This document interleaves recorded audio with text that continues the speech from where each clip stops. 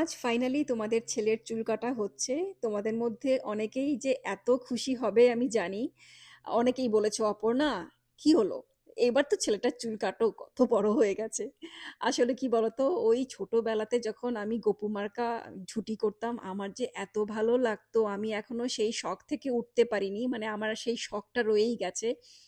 Winter হবে, চুলটা একটু বড় হবে, তো আমি ওর ঝুটি করব। আর স্কুলে সবাই বসে থাকে যে উইন্টারের সময় তো রিওর ঝুটি হচ্ছেই হচ্ছে। এটা একটা ট্রেন্ড চলছে বছরের পর বছর বলতে পারো, কিন্তু এখন চুলটা অনেকটাই বড় হয়ে গেছে।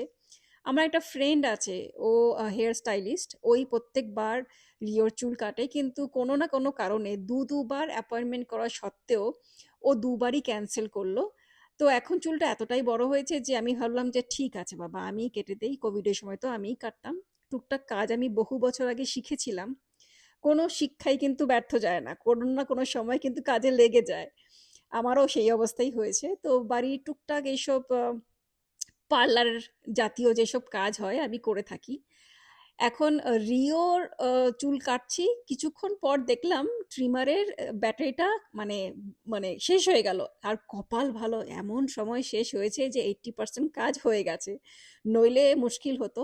পরে আবার একটু স্টাইলটা ঠিক মতন করতে হবে। তবে তোমরা জানিও কেমন লাগলো। পাপা কেমন লাগছে পাপা? আও কিউট। আরে লাস্ট মোমেন্টে ট্রিমারের ব্যাটারি শেষ হয়ে গেল, তো আরেকদিন বসতে হবে, একটু ট্রিম করতে হবে, কানের ঠাড়ের এইসব জায়গা সুন্দর করে একটু দিতে হবে। কিন্তু মোটামুটি কোথায় কি দাঁড়ালো, উই বাবারে আমার ছেলেটা তো জেলে হয়ে গেল রে। দেখো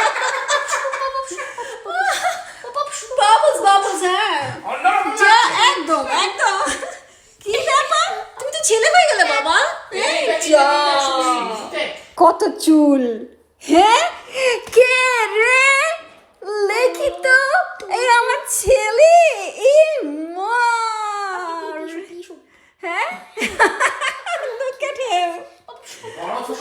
বড় চোখরা হয়ে গেল তো বাবা তুমি। হ্যাঁ, এখন স্নান করবে, স্নান করবে করবে। চুল কেটে কেমন লাগছে সেটা বলো। তুই যা মা এখান থেকে, আমার চুলটা কেটে দিলি, হ্যাঁ, আবার বলছিস কেমন লাগছে। হ্যাঁ